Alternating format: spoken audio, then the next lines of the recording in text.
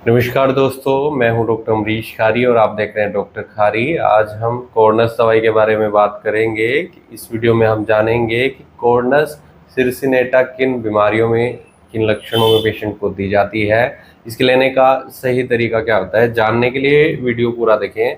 अगर आप हमारे चैनल पर नए हैं तो चैनल को सब्सक्राइब कर लें ताकि आने वाली हेल्थ रिलेटेड वीडियो से आप अपडेटेड रहें।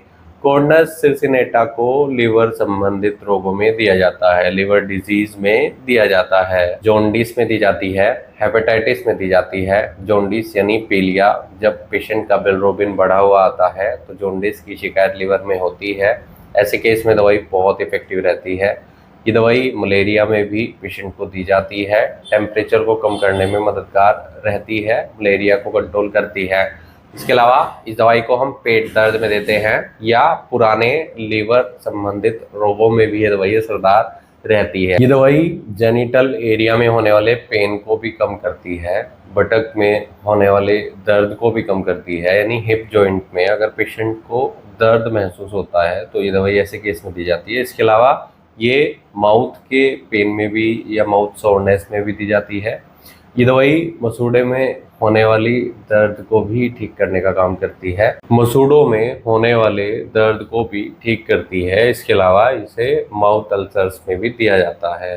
कई पेशेंट्स में देखा जाता है कि पेट संबंधित रोग तो है ही, साथ में पेशेंट को मुंह में छाले होने शुरू हो जाते हैं, जिसमें दर्द के साथ जलन देखने को मिलती है, साथ में पेट दर्द भी होता है। ऐसे लक्षणों में ये दवाई बहुत इफेक्टिव रहती है। जिन पेशेंट्स में लीवर से संबंधित कोई भी रोग है, जैसे पेशेंट को पीलिया हुआ है, हेपेटाइटिस है, तो ऐसे केस में ये दवाई, अगर माउथ अल्सर्स भी हो जाते हैं तो दी जाती है। ये दवाई बर्निंग सेंसेशन के लिए बहुत इफेक्टिव रहती है। अगर स्टमक में पेशेंट को बर्निंग सेंसेशन है यानी जलन महसूस होती है, ये जलन पेशेंट को गले में भी महसूस हो सकती है, माउथ यानी मुंह में भी अगर पेशेंट को बर्निंग सेंसेशन है तो ऐसे केस में दवाई बहुत इफेक्टिव रहती है। इसके अलावा इसे हम डायरिया में देते हैं, लूज मोशन को कंट्रोल करने में भी ये दवाई इफेक्टिव रहती है, एंटी डायरियल के तौर पर भी ये दवाई दी जाती है, और एनस में होने वाले पेन को भी कम करने में इफेक्टिव रहती है। अगर पेशेंट को